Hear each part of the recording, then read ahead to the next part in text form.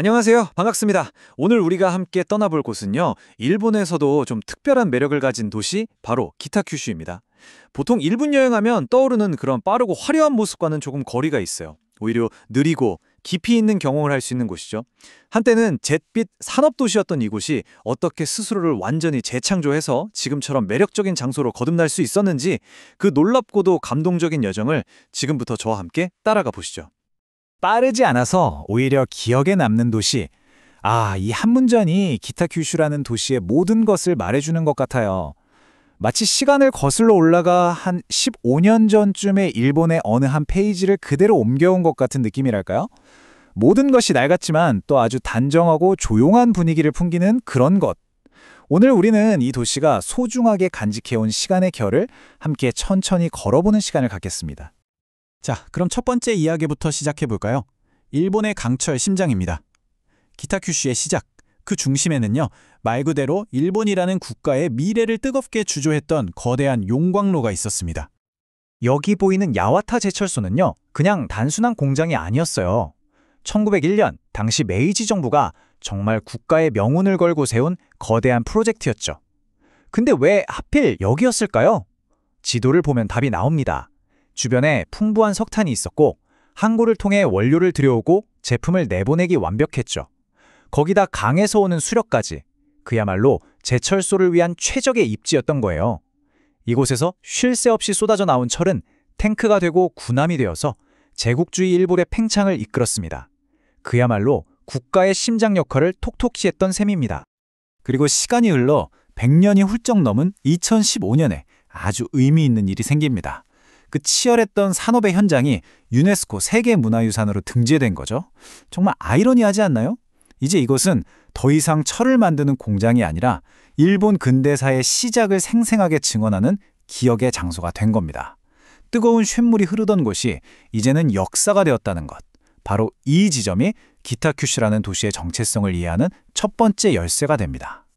하지만 여러분, 그렇게 눈부신 성장의 이면에는요, 아주 어둡고 고통스러운 그림자가 있었습니다. 발전이라는 이름 아래 치러야 했던 끔찍한 대가. 7빛깔 연기의 도시 이야기로 넘어가 보겠습니다. 죽음의 바다. 잠시만 이 단어를 가만히 들어보세요. 이게 당시 주민들이 기타큐슈 바로 앞바다였던 도카이만을 부르던 이름입니다. 공장에서 쏟아내는 폐수로 너무나 심하게 오염돼서 정말 말 그대로 어떤 생명체도 살 수 없었기 때문이죠. 이 끔찍한 별명 하나만으로도 당시 상황이 얼마나 심각했는지 충분히 짐작이 가시죠.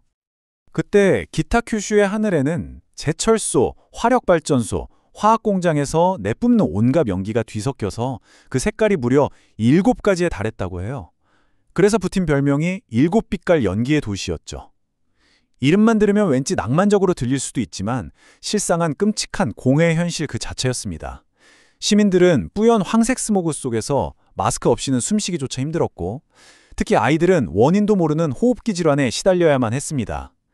눈부신 발전의 대가는 고스란히 시민들의 건강과 파괴된 자연이 치르고 있었던 겁니다. 자, 이제 이야기의 흐름이 바뀝니다. 바로 전환점인데요.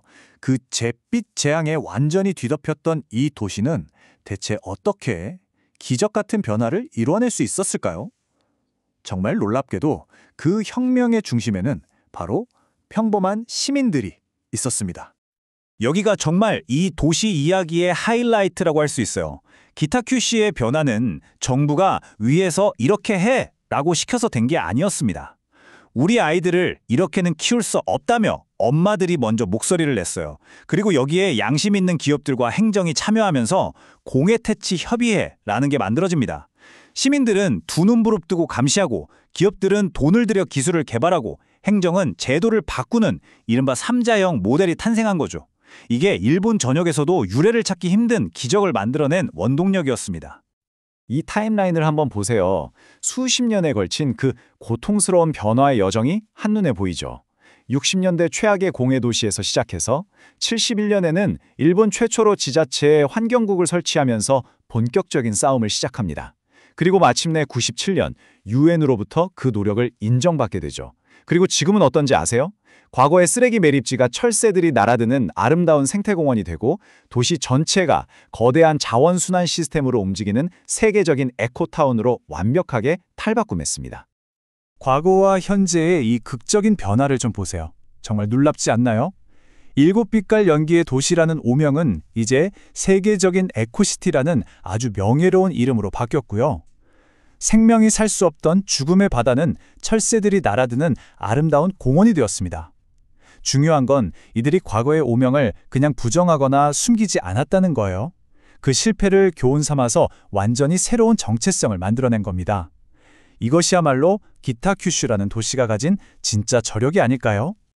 그토록 힘든 과거를 극복해낸 도시에게 주어진 보상은 과연 무엇이었을까요? 바로 시간이 아주 아름답게 멈춘 항구 모지코입니다.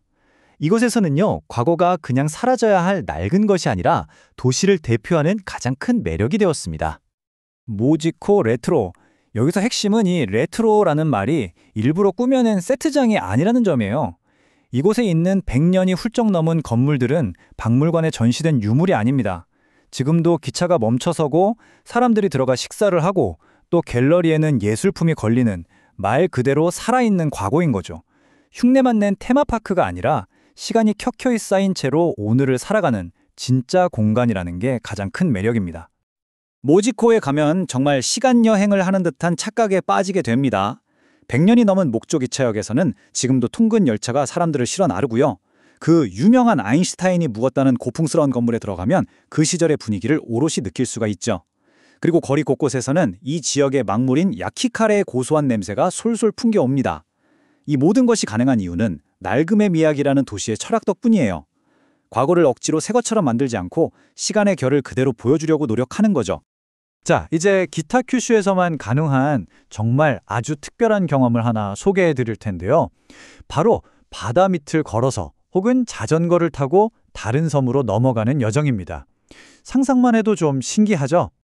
이거 정말 독특한 경험이에요. 모지코에서 자전거를 빌려서 아름다운 해안을 따라 쭉 가다 보면 간몬 터널 인도 입구라는 표지판이 나와요.